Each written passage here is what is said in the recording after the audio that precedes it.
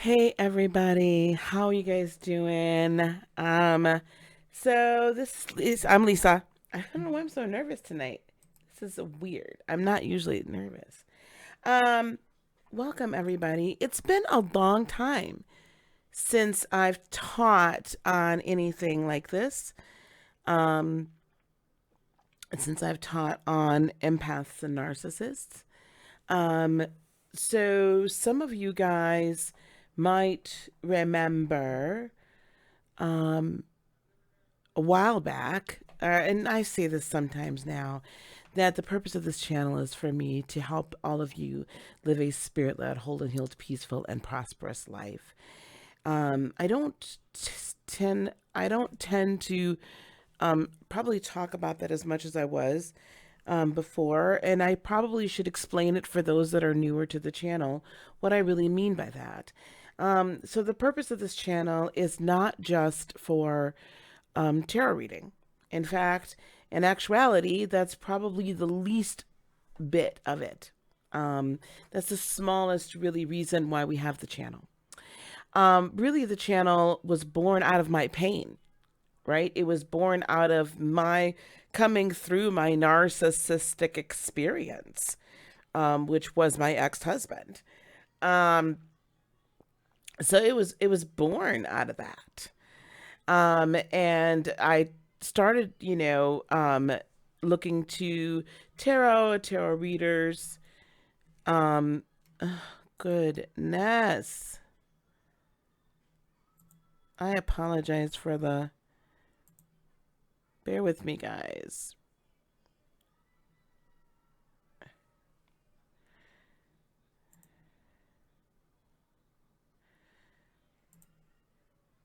My lovely camera has not been happy with me. So we're going to try it again. All right, here we go. There we go. Hopefully, we won't have run into any other issues now. But those of you watching the replay, I apologize. But anyway, so started looking for answers and trying to find new ways to get answers, and because of the empathic intuitive gift, then I started reading tarot. So really, the purpose of this channel really is to help you lead a spirit led, or really a higher consciousness led by your spirit man, whole and healed, whole, right? So your aura being whole, you being whole, injury, abuse, suffering from abuse or anything like that, all of that being made whole, peaceful, and prosperous life, nothing missing, nothing broken. So that this way, the brokenness that we live through, right, is healed and made whole again. Right, that we fill our aura, and I'm gonna have a couple diagrams here momentarily. That's gonna, even further delineate that.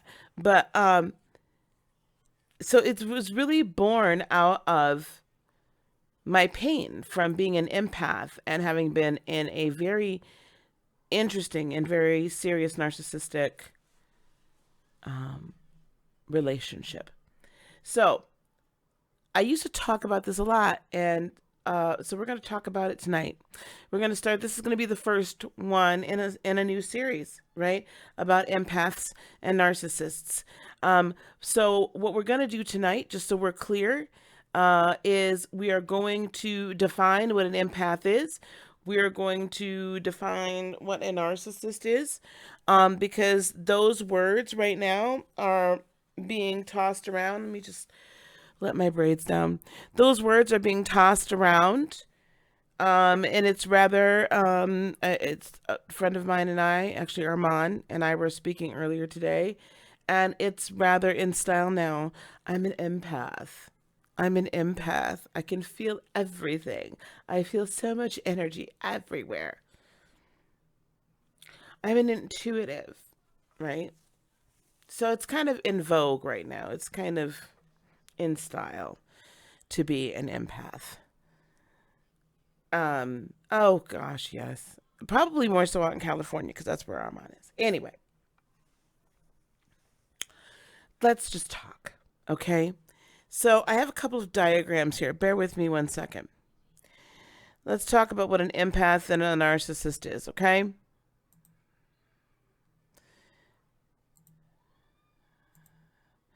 All right. An empath. This is the clinical definition of an empath. Okay. Okay. Um, an empath being a noun, and of course, again, this is the Webster's definition. So, chiefly in science fiction, which is fact, a person with with the paranormal ability to apprehend the mental or emotional state of another individual. Okay. Um, a person with the paranormal ability to apprehend the mental or emotional state of another individual. So let's talk about that for a moment. Those of us who are empathic know very well. Some of us can walk into a room. I'm going to have to probably turn the chat off. So, some of us can walk into a room and we feel everybody. Um, we can walk into a room, we can feel everyone, right? For some people, that's rather crippling. For others of us, we've learned how to utilize it in its proper way, its proper context. So, those of you watching the replay, depending upon if I've chopped this up or not, there's a couple of comments that were in there. One of which is that an individual refuses to be an empath. I don't think that that's something that you have the ability to refuse or not. I suppose you can always refuse a spiritual gift if you wish. However, I think you'd be doing yourself a grave disservice by doing so. Because being empathic and being intuitive gives you an amazing ability to heal. Because I literally can feel what you're going through. I can sense it before anybody else sees it. Sometimes I can sense that there's something going on with a person before they can even fully diagnose what's going on themselves. They might not even really know what the heck is going on with them. And I'm like, what's happening? What's going on? Did this happen? Did this happen? Did this happen? So it's using that empathic ability along with the intuitive higher consciousness self that is actually a very powerful thing. I will tell you though, and I've said this before, those of you that have been with me for a while, bear with me. But I've said this before and I'll say it again till the cows come home. The problem with empaths is that our dirty little secret is we don't want to fix ourselves. What is going on with my video?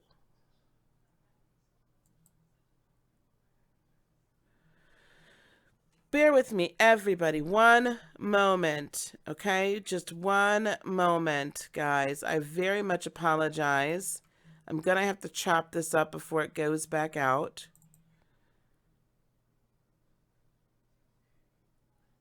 Clearly.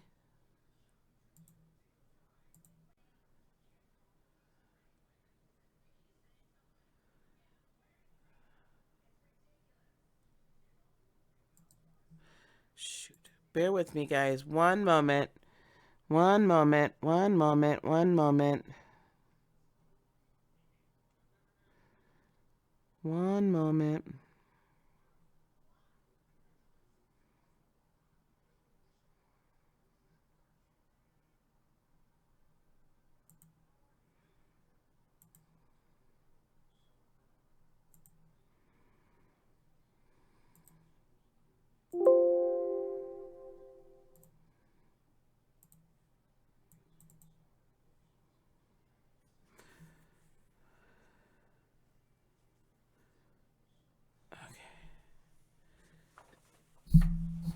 Bear with me. We're going to have to.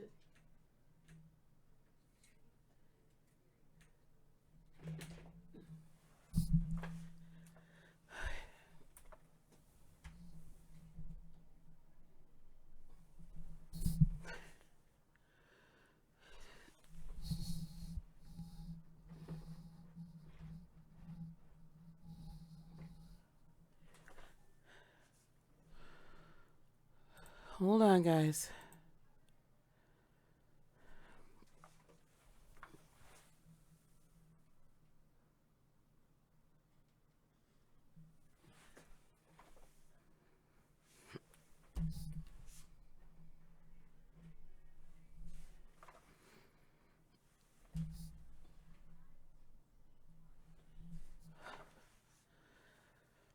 Well, I tell you what, the devil is alive.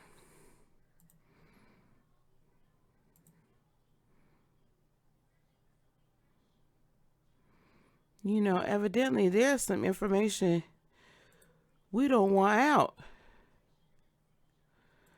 But guess what?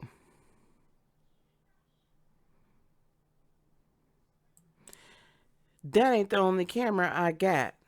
Now,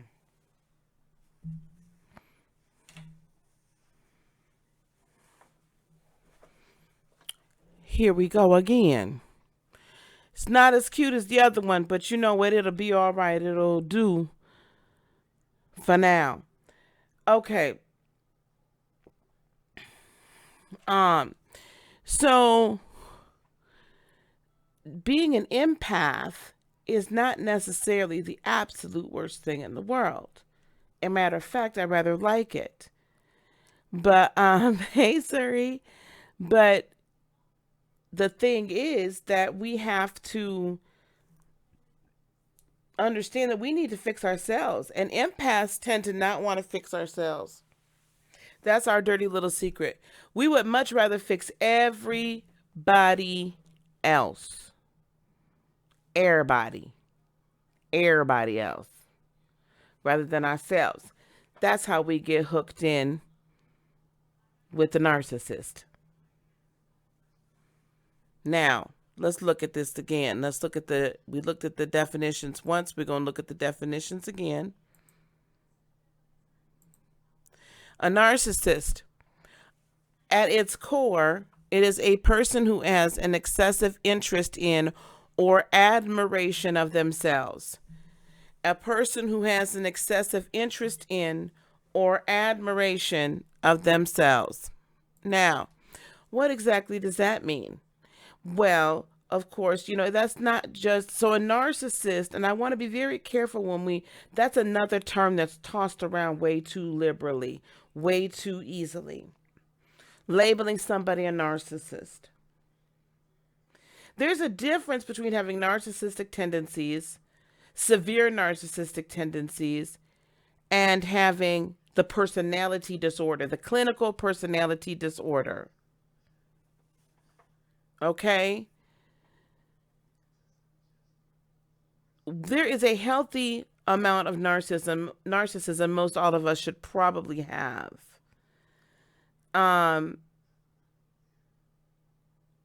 Most of us should probably have. You know, there's this amount of self-esteem, self-care, making sure that we're in and of ourselves, like that we're putting ourselves first.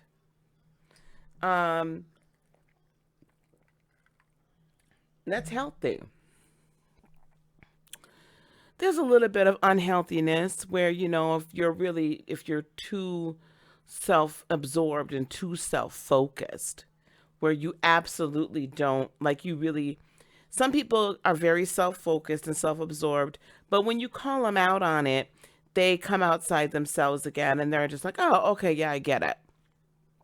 You know, they'll feel bad about it. A true narcissist will not feel bad about it. A true narcissist, you can say you're being self-absorbed, self-centered. That's the most selfish thing I've ever heard a human being say. Like, how can you not have any feelings for this other person? And their response is going to be, well, you don't know what they did to me. And you don't know how I've been victimized. Right? That's going to be someone with strong narcissistic tendencies. When I say that someone is a true narcissist, I delineate between strong narcissistic tendencies and the personality disorder, because the personality disorder, or NPD, is finally being recognized in the psychological arena as a literal disorder. Before they were just like, it's really not. It is an actual recognized disorder now. It is along the lines of being a sociopath. It's that serious. This isn't something that just should get tossed about. Someone with the personality disorder typically has suffered severe abuse as a child or teenager, or has been raised by a narcissist and then suffered abuse, narcissistic personality abuse, right? So they've either usually suffered sexual abuse, physical abuse, mental abuse, all of the above, something like that.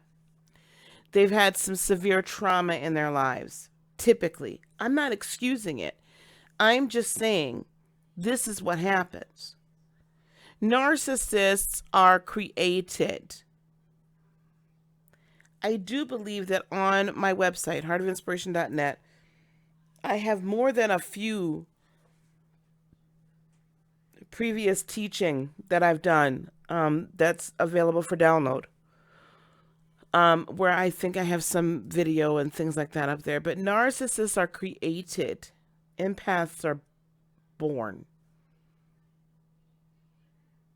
Narcissists are created in the third dimensional realm. Empaths were born this way. Very different. When someone typically when someone has NPD, there's different forms or different types of narcissists as well. There is somatic narcissists. There are somatic narcissists. Those are narcissists that are also sex addicts. I don't know what the ones they call that are kind of more on the violent side, but there are some more of a violent nature narcissists that inflict physical abuse on their partners, if you will, because for a while you are truly their partner.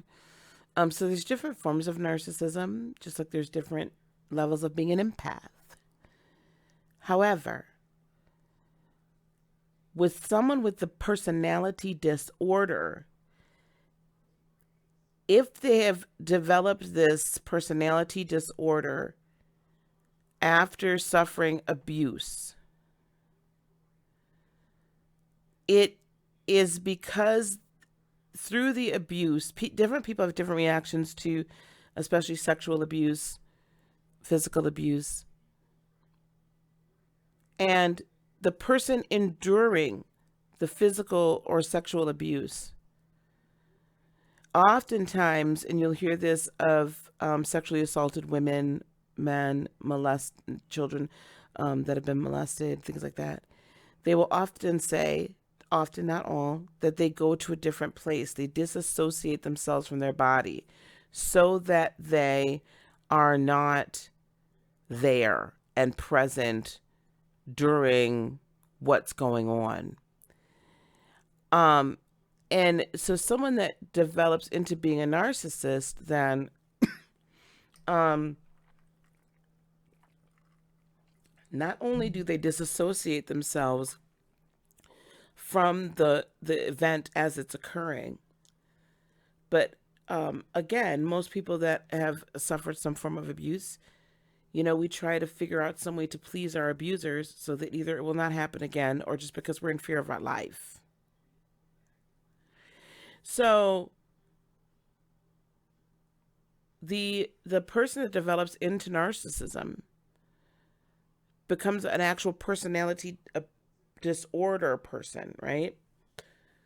They develop a shell, an outside shell to protect themselves, because the little boy or little girl inside they have deemed as being unlovable. And a lot of times they've been told over and over again, they are unlovable in the way that they should be loved and honored and respected if they are their true selves. So they develop this persona, that they present to the outside world. And usually it's quite charming. It's quite charismatic. It's quite alluring, it's quite seductive, it's quite attractive, right? Because they want to present this gregarious person to the outside world, but they're devoid of the ability to actually love another human being. And they're devoid of the ability to love themselves. Therefore, they cannot love another being. Okay? So that's how the narcissist is created, right? Or what the narcissist does. So the narcissist really, I wasn't the one to coin this phrase, but they're really an energy vampire, right? They go around sucking the light and love out of empaths. And empaths, like me, especially empathic intuitives,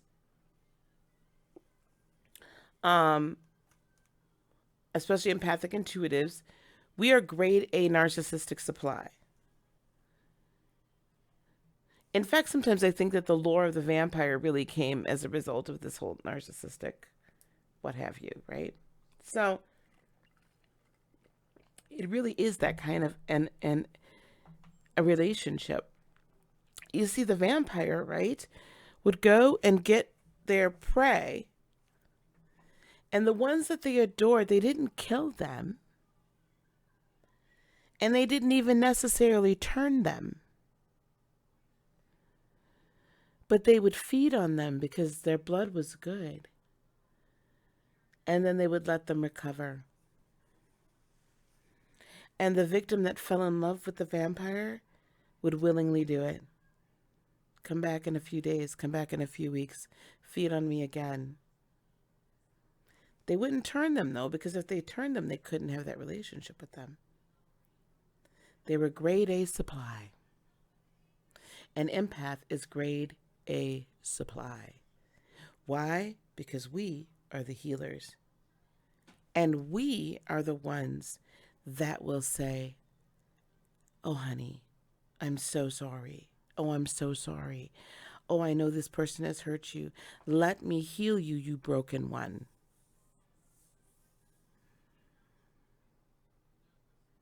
Let me heal you, you broken bird. Because that's what we want to do, right? That's what an empath does. You're a healer. The best healers are empaths. And this is why I say that. Because we have an innate ability to triage. We have a wonderful, wonderful ability to read you and know exactly what's wrong with you. Or at least guide you to the point where you can pinpoint it, right? But with the narcissist, it's actually grade A supply for us, honey. You know why? This is a never-ending cycle of broken crap. This is the never-ending cycle of Humpty Dumpty. We're always putting this person back together because the moment we think we got them back together, then they come up with some other way that they're completely broken. I'm broken again. Oh, let me fix you. Okay? And that's how they get us. They hook us in because they're broken. And they hook us in because we are not healed. So we are unhealed beings at that moment, attempting to heal a very broken being that we think, but that being doesn't actually want to get healed. All that being does is want to suck all the light out of you. Now, let's look at something else. Usually, guys, for those of you that have been with me, you've seen this diagram before, only I do a horrific job of drawing it out on a chalkboard. So here it is as a JPEG. You guys, I know you're thrilled that I actually drew this out. So this is what I've done to the best of my ability right before I got on live. I was busy cleaning my garage earlier, guys. The person in the blue is the narcissist. The person with the blue star over them is the narcissist. they should be to your left on each side.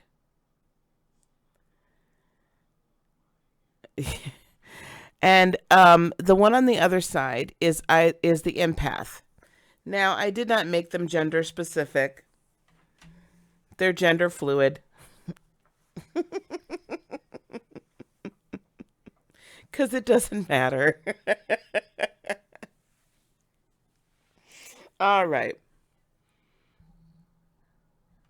Now, if you notice what those stars, represent, and then the circle in green on the other side, those represent the people's auras. Okay, I wish I had a pointer I could use on here. They represent their auras. So if you notice the auras for the narcissist, both times it's not round. Your aura should look like that green. It should be more of a circle. It should be circular in nature, right? When your aura is whole, and we'll discuss an aura another time, but just for suffice it to say, your self-esteem. All right, we'll put it there. Now, the blue auras are not really full, right? There's chinks in their armor, literal chinks. And if someone wanted to, they could literally grab a hold of the points of that star, couldn't they? Because it's not circular. It's very easy to hold on to. Now, the diagram on the left, it should be your left. You have the narcissist with the blue star over him or her, because women can be narcissists as well. Trust me. And then the empath has a yellow star. And I made it yellow because the empath, in this case, hasn't really healed themselves enough to come up and outside of their solar plexus chakra. They haven't healed enough to come outside of the solar plexus chakra. So their aura as well is a star. And if you look at that red line, that's toxic energy. Toxic energy can easily be transferred back and forth between the two. Why? Because neither one has a inflated aura, if you will. Also, if you look, do you see that point there? There's one point on that star, blue, one yellow, that's crossed.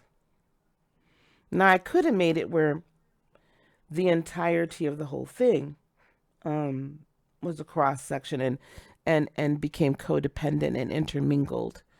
When you have an empath that is an unhealed empath in relationship with a narcissist, what happens is you get codependency. You get codependency.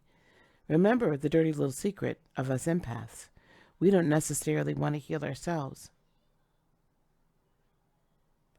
We don't want to heal ourselves. We say we do, and we think we've gotten to a place that we need to get to. However, we really haven't.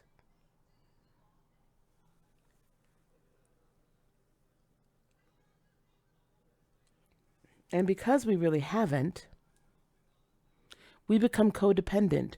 We need that narcissist, guys, just as much as they need us.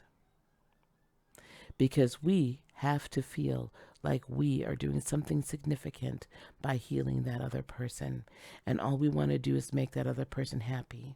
A lot of times as empaths, we've been the fixers and the negotiators and the peacekeepers in our family structures as well. And in all of our friendships, our work relationships, everything.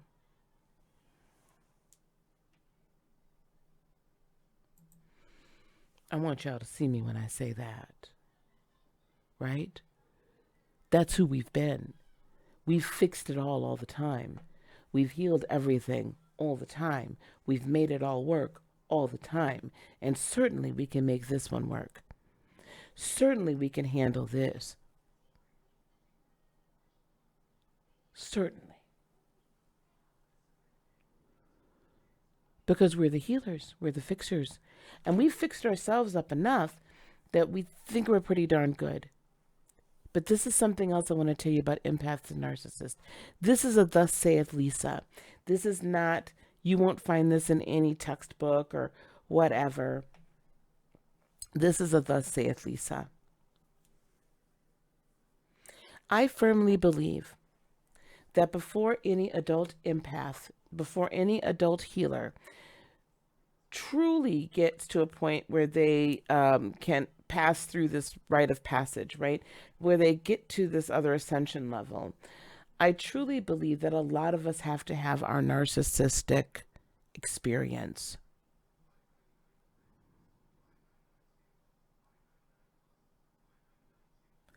That we have to have our nurse. I mean, and we got to have, some of us got to have a real deep one. Like, I literally am certain that my ex-husband was assigned to me to destroy me. And I know that had I not had that experience, I wouldn't be where I am today. You wouldn't see this today. I wouldn't have grown to this point. I wouldn't have sought out to pluck up the very roots of childhood and past life, injury, trauma. I would not have. I don't regret it. I would do it all over again. I saw that comment, Rio. It's more than teaching us boundaries. Way more, way deeper than teaching us boundaries. It is literally teaching us how to operate as a powerful being, as a powerful empath. It is enabling us, that experience, if we take it the right way, enables us to go to such a depth of our own soul, allows us to go to such a depth of the dark night of our empathic soul that we dig up deep roots, deep-seated issues that have long since needed to be dug up, because guess what? They wouldn't have even been identified had that narcissist not come into our lives. Just like we're an empath and we pick up on that pain, that narcissist, trust me, baby, picks up on yours. The narcissist sees it.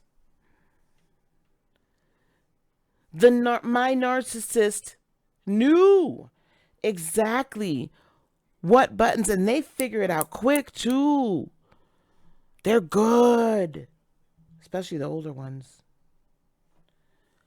They pick up. He knew exactly what to do, what buttons to push, and what to say to keep me tied and tethered.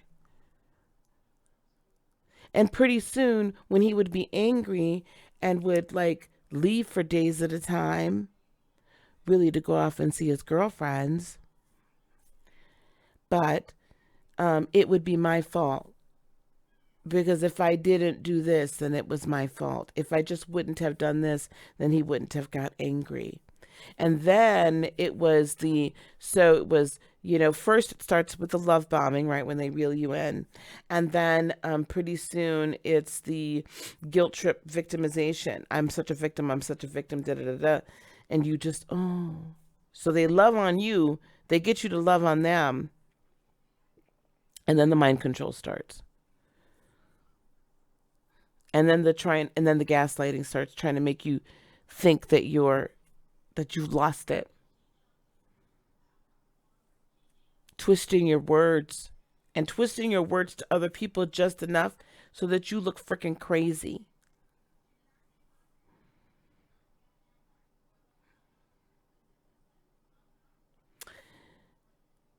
But you don't want to make them further upset because everyone else has hurt them, right? They're such a victim. And they've been cheated on so often, typically, right? So, or abandoned. So you get rid of your friends. You don't talk to a lot of the family. There's a very few people that you speak with. You got to speak with them as a couple.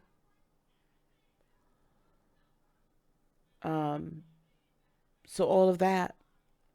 And a lot of that is actually very true.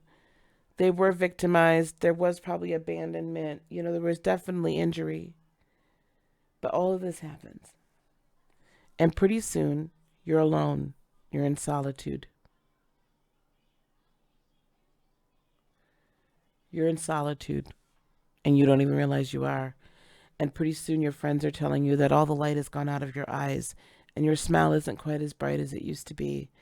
And you're just exhausted. And all you want to do is make that person happy because you love them. And then they tell you how you're worthless and how you're this and how you're that. But you've now become so dependent on their validation because you've gotten wrapped in it. You've become so dependent upon their validation that when they then invalidate you, you just take it.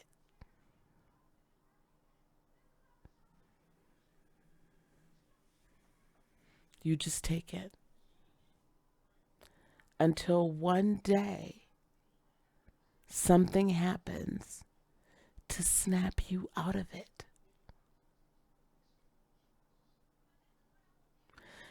Now, hopefully,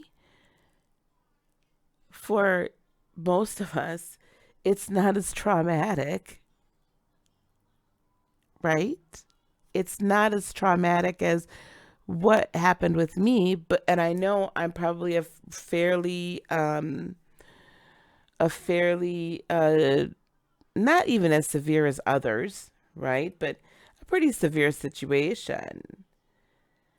But something snaps us out of it once it's been enough, right? I firmly believe that spirit, that creator, that God, that beloved says, okay, you've had enough.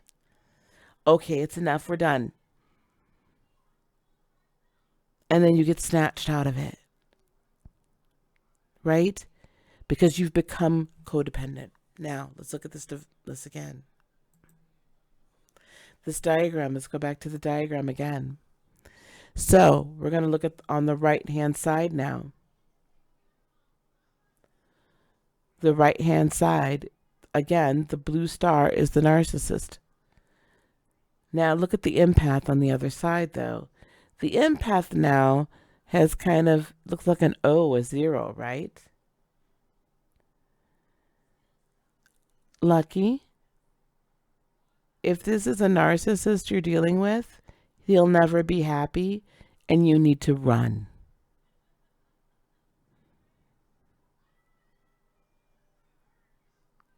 I'm literally seeing part of it. I do see some of you guys' questions.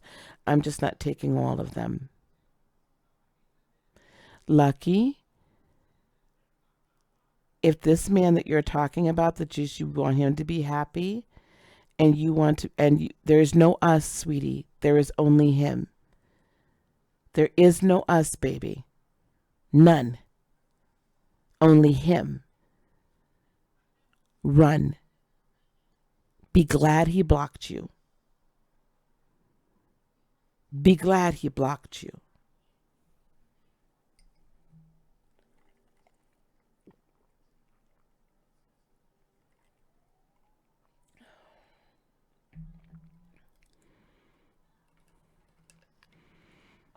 Hello, everyone. I'm so serious. Now, let me continue. When we get to this point here on the right, you're welcome, Lucky. When we get to the side on the right, okay, we've got the narcissist in blue again, and then we have the aura around the empath green. And the reason why it's like a tube, right, or like an O, is because I look at a healed aura kind of like a ball. You can't really grab onto it because it's round, right? It's inflated. It's round. There's no codependency and commingling of the auras. So the pain and the hurt of the narc can't get over there. Why? Because there's like two shells. There's like a force field. There's an outer force field, and then there's an inner force field. The outer force field rejects the toxic energy. Why? Because we're no longer accepting it. We're no longer accepting it. The empath that has a healed aura chooses what energy she would like. Chooses what energy she would like or he would like to accept within, and rejects any and all energy that they do not accept. We can then accept energy in so that we can triage it and spit it right back out. We don't internalize it any longer. We are no longer codependent. The key to getting past an empathic and empath narcissist union, because it truly is a codependent union, the key is one or both parties gets healed. Because this is the other dirty little secret, okay, guys? And I'm being completely transparent. It's not even just letting go. I'm becoming completely transparent here.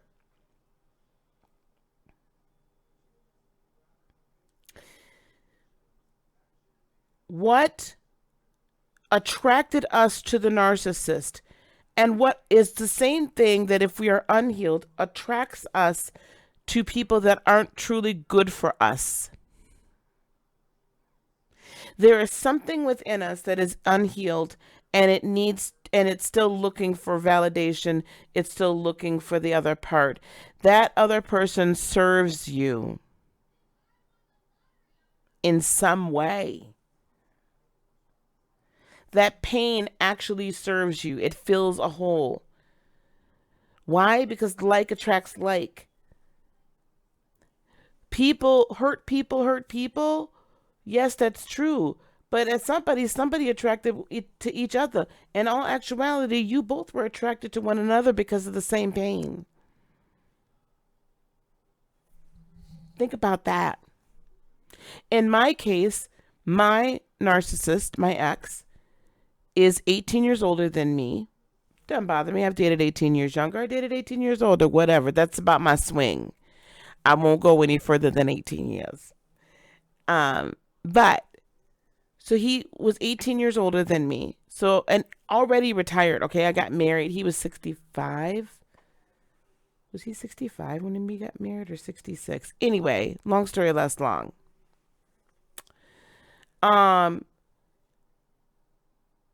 And people, and I even said it, and my mom said it. Those of you that have been with me for a while have heard this before. But my mom even said, now he's white, okay? My father, of course, was African American. And he reminded me of my daddy.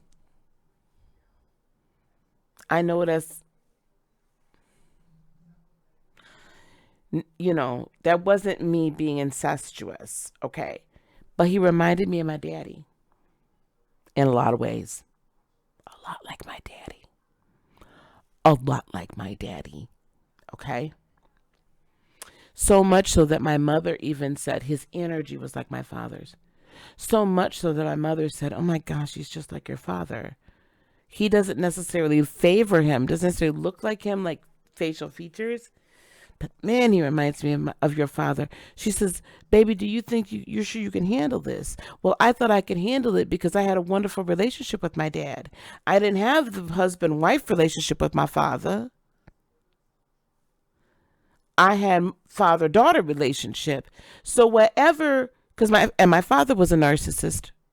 Now, he came to a point where he was no longer a narcissist. He realized what he did and was very remorseful and really came to a great relationship with God. And it was beautiful by the time he passed. But I was and am daddy's girl. And I thought I dealt with my daddy issues. I did deal with daddy issues, but there was still some roots in there that needed to be dealt with.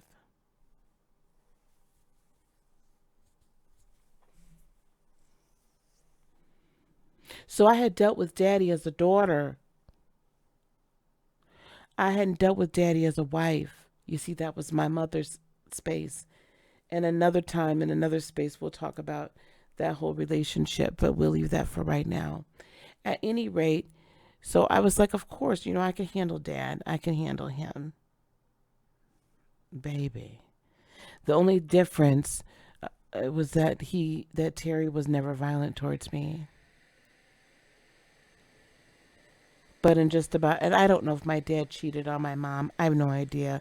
And I don't want to know. And I don't ask him when he comes to visit, um, in my dreams or, just around. I never ask that question. Um, but,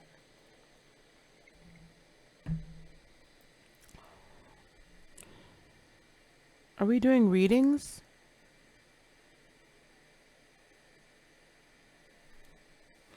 Um, but he was my dad. So he represented my father.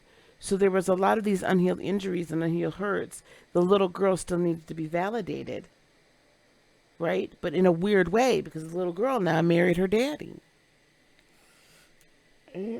Okay? So it was serving me. That pain served me. And until I dealt with the pain, I couldn't get a healed aura. I was still codependent. This is how we attract the narcissist, people. Empaths. We attract them out of our pain. Hurt people hurt people. But guess what? Hurt people attract hurt people. So when I say to you, thank you, Candy. When I say to you, please let the bed sheets get cold before you put somebody else next to you. I'm not saying that just to be funny. I'm saying that because, in all honesty, honey, you got to heal up from whatever else was going on. You have to heal up from the hurt and the pain before you put somebody else in the bed next to you. Because every time you put somebody in the bed next to you, you are creating yet another soul tie. Every time you have sex with somebody, you are creating a soul tie. Every time. The two are becoming one. Every time. So I ain't gonna ask y'all how many soul ties some of y'all done created. Some of y'all got a whole big old bottle of twine running around here that's about this gigantic because of all the damn soul ties y'all created. But we gonna leave that alone for another day, another time. Some of y'all got so many knots and everything, child. Please. Baby. Oh, okay, TJ. I'm sorry. Okay. Y'all be untying knots for damn days, weeks, months. Anyway, my point is that we attract the pain because we're unhealed. That's why the empath and the narcissist come together. Because actually both of them are broken. And then we stay because we get suckered in. And it's good. Because, baby, the makeup sex is amazing. And y'all can't lie about that. Don't tell that story. Don't lie to these childrens. Okay? Y'all know what I'm talking about.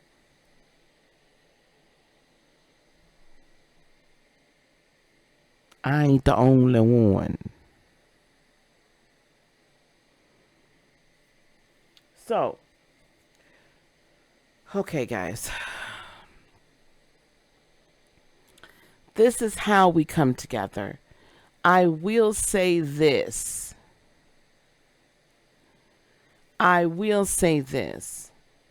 We have to be careful when we toss around the term narcissist.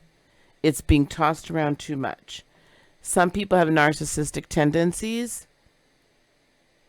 Some people have the actual personality disorder. And there's a YouTuber, and I can give you her name, that actually has a whole 130 question or something test that you can answer for yourself or answer for your partner or ex-partner to see how far on the narcissistic scale they actually fall. And I think she's a clinical psychologist or sociologist or something. So if y'all are interested in that, you can ask me later. So you have to be careful. But I will say that if any of this relationship sounds, what I've talked about sounds remotely similar, I will tell you a lot of physical abusers are narcissists, right? They only care about themselves. We'll talk about the cycle another time. The love bombing, the gaslighting, the this, the that.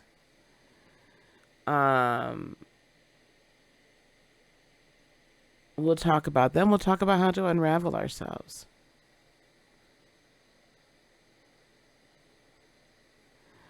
So that's what I wanted to cover tonight. I know there's been a lot of questions rolling through here. I've seen some people talk about I need to find out what to heal. We can talk about the healing. I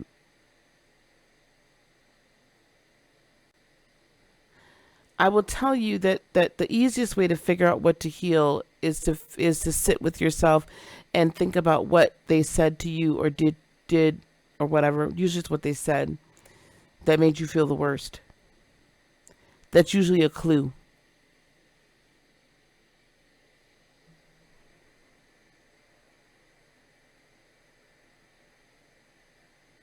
Yeah, some narcissists are physically and mentally abusive.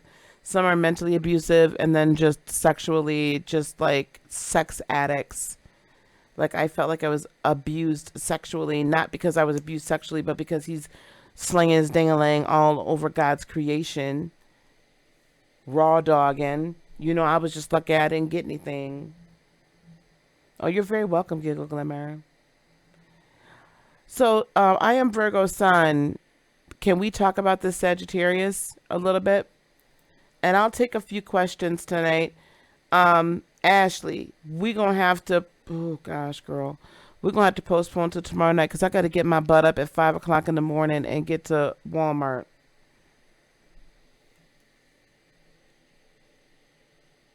Yeah, sometimes you get the trifecta,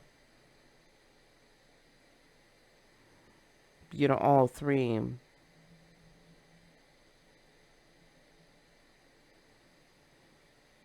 Well, I gotta get up. I was supposed to be going to Walmart, y'all, and get these. I gotta go buy all the school supplies. I'll take pictures for the backpacks. So, honey, I got a lot of stuff to do. Okay. Do we wanna ask some questions here? I saw some running around, but I couldn't catch all of them, guys. I wanted to really get this out and get this taught. The love packs, yeah. Thank you, Raina. Yeah, guys, there's a ton I really would love to say, but I'll probably say it on Patreon. It's a narcissist, but the guy I'm referring to is okay. Um. Oh, okay. Your mom is calling you from France? Oh. I love that, Rio. Um, you're not sure if the Sagittarius is a narcissist. Um, he may have just have strong narcissistic. Oh, okay. He may have strong narcissistic tendencies. He may have strong narcissistic tendencies. But I'm gonna tell you something. Even if someone has strong narcissistic tendencies, depending upon how long they've had them, I might not still want to deal with them anyway. If it's been going on too darn long, I don't want to deal with your crap. Just, I mean, why? You know? They're still very unhealed. I saw somebody say something about do two narcissists actually ever end up together? Um, it depends on the degree of the narcissism. I cannot say who this couple is, but I know a couple very, very well. and I believe that the wife is the narcissist. I always thought it was the husband. And the husband is a narcissist, just to as narcissistic tendencies. But I'm telling you, that wife, that woman, is a narc through and through. And I would love to drop kick her into next week, but I can't. Controlling does not mean you're a narcissist. It can be a narcissistic tendency, though, and it depends on if the person is so controlling that they literally don't care anything about anybody else's feelings. So that doesn't have to be, though, being a narcissist. That can just be as a result of severe injury, traumatic injury to oneself.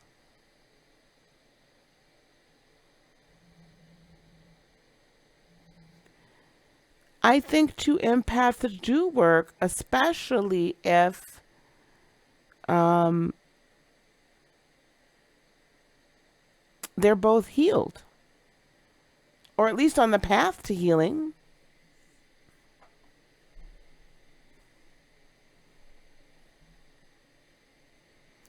As long as they're on this path to healing, I think that it's good.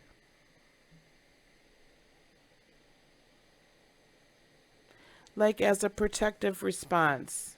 I don't know what you mean by that. Okay.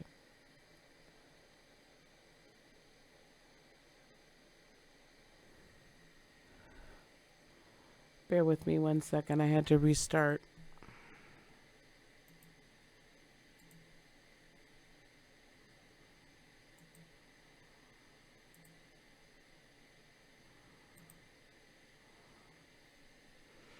Okay, here we go.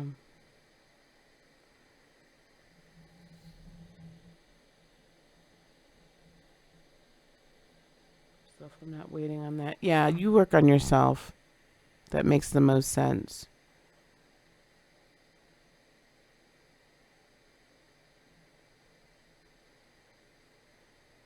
Well, Vernell, it's not necessarily the same. So, I mean, I understand, and that's totally fine that you feel that way, but it's not the same. And the reason why I'm very clear about what is what, and being very careful about whether or not we just label somebody a narcissist, um, because that really does carry. There is an actual personality disorder. And because there's an actual mental illness, diagnosable mental illness, we need to be very careful before we just label people that. Now, if someone has severe narcissistic tendencies and really is not showing any desire to grow or change or get better, then definitely don't be bothered with that person. But it's not always the worst thing in the world. People that need to have control or OCD type tendencies in a relationship as a protective response, yes, you'll find that, but that's not narcissism. You'll find that. That's unhealed trauma. Well, I don't think that that's narcissistic, Raina. I don't think that that's narcissistic. I think that's unhealed trauma. I think that's the need to know everything that you're doing, that the other person is doing, so that you can maintain control. Um, Probably because I know you a little bit better. I don't find you narcissistic. I just think that there's that probably, if I can be honest, is a little bit more to do with the self-esteem than with self-esteem than it does with narcissism.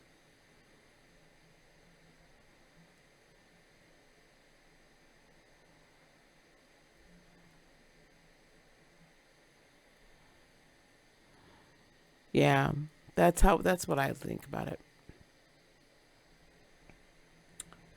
That someone that but with tendencies is electric fence. I've never heard about of electric fence personality. I just call them not on my list. Now, this is the good thing, guys. I want to leave, I'd leave people with a positive note, a positive side to all of this, okay? Um, the positive side of, oh, wait. Do narcissists love themselves? No, they do not love themselves. That's the sad part. Narcissists do not love themselves deep down. In fact, they hate themselves, typically. Because remember, they always feel unlovable. I'll say this and then I'm going to wrap this up here. There was a moment before my ex and I broke up for good where he was sitting on the couch and we were talking about when that we were going to stay together. And I could finally see real pain in his eyes.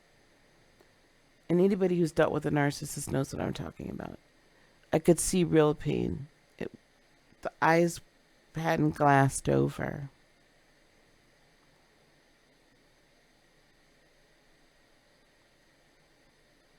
And for a moment, I looked into his eyes through the window to his soul, and I could feel and see the little boy. The little boy with dirty clothes, unkempt hair,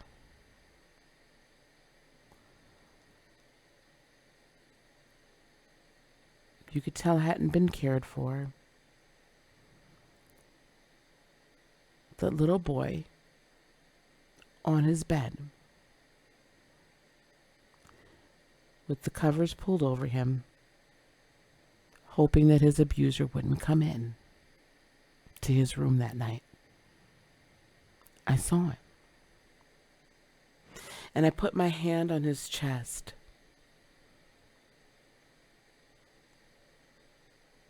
And I put my other hand on his back.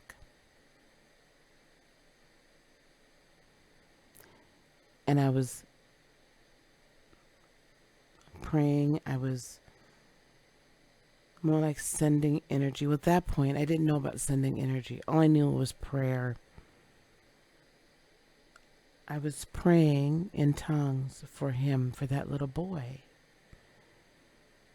Because I knew if I could reach that little boy and help him to feel safe enough to come out,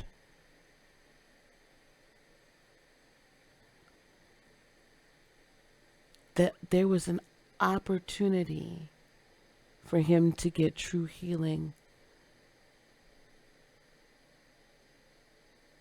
And tears started coming down my ex's face.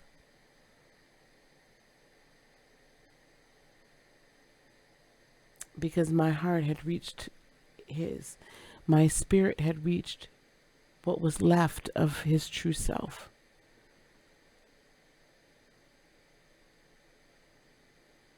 And then just as the tears started coming down, the barrier went right back up.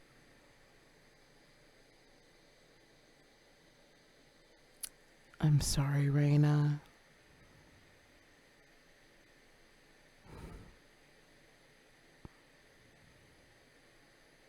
I'm sorry.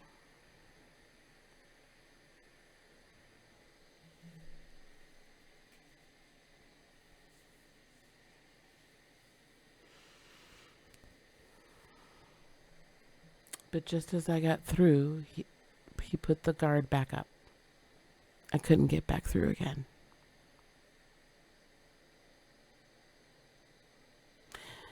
Narcissists, especially when they get older, true narcissists, they have lived their lives protecting who they really are, because who they really are they don't think is lovable. And they've done it for so long that they just can't release it.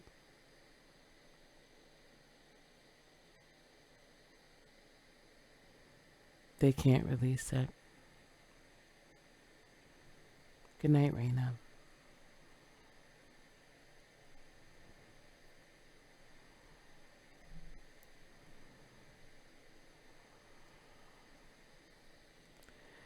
And so narcissists don't love themselves. They don't feel that they're deserved to be loved. They don't feel like they ever deserve it. They don't feel like their true selves can ever be loved. Therefore, they don't know how to love. They have no capacity to, not even themselves.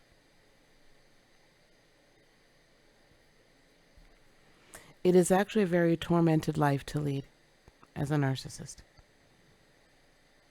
It is tormented. And I feel badly for them, actually. However, I cannot allow them to hurt me. So once you've become, once you have a healed aura, you have aura defense, right? And it's not really even defense, is that you've healed the wounds and you've inflated your aura. You've healed it all out enough so that the toxic energy doesn't get to come in and no one gets to glom onto you. No one gets to attach themselves to you, and there's no codependence. Right? That's the key. No codependence. Because I'm coming at this as a healed individual. So you have nothing, even if you can sense I used to be hurt at some point before, you have nothing to actually attach to or attract to. And in fact, now when people have narcissistic tendencies or they're narcissists, they run from me. Like they might think that they want to be with me because why? Because I'm grade A supply, right? They're like, ooh, food, wonderful narcissistic snack. But then they find out real quick that I'm just like, no. Are you ready to heal? Because I'm here for that. But I'm not here for you to prey on anymore. So it's different. Yeah, that's the thing. Is all you want to do is show them love, but you have to recognize why. Like, I want to show them love, but not at the expense of me. So what is it within you that keeps bringing them in? Why do you keep, like, attracting them? Why are you like this beacon? Because there's something within you that still needs to be healed. A slippery aura? Yeah, one that refuses attachment. Yes. Or codependency. So I am very much connected aurically with a gentleman. We're connected very much so spiritually. But we're not codependent.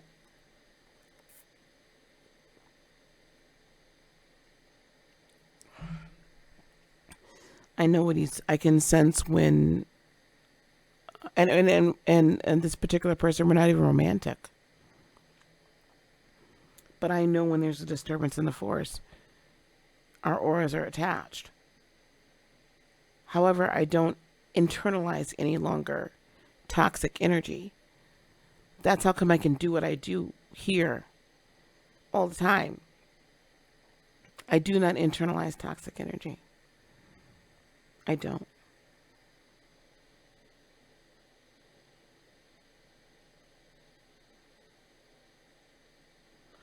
Well, Sassy Rare Breed, be glad that you haven't. Some of us had to have them.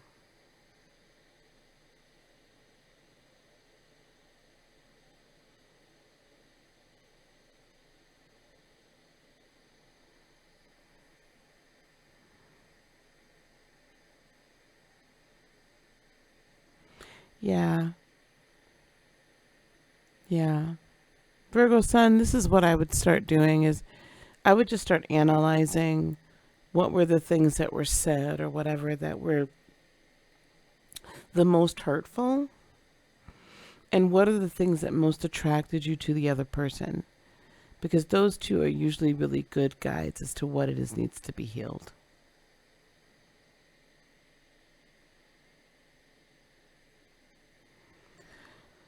Okay, guys.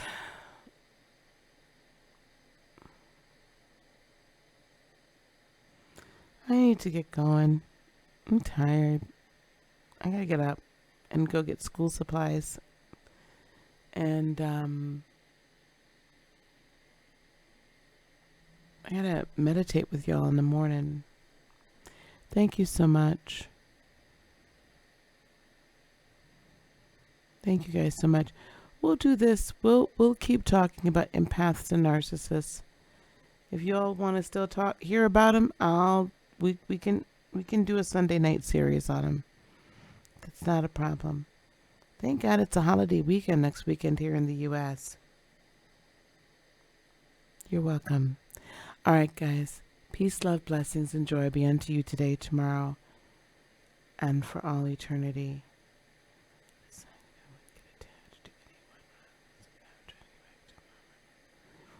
Oh, wow. Rio, you dropped that bomb right when we're getting out of here. All right, honey. We'll talk about that too. All right, love. Thanks, guys, for coming. I appreciate you. Namaste. Bye-bye.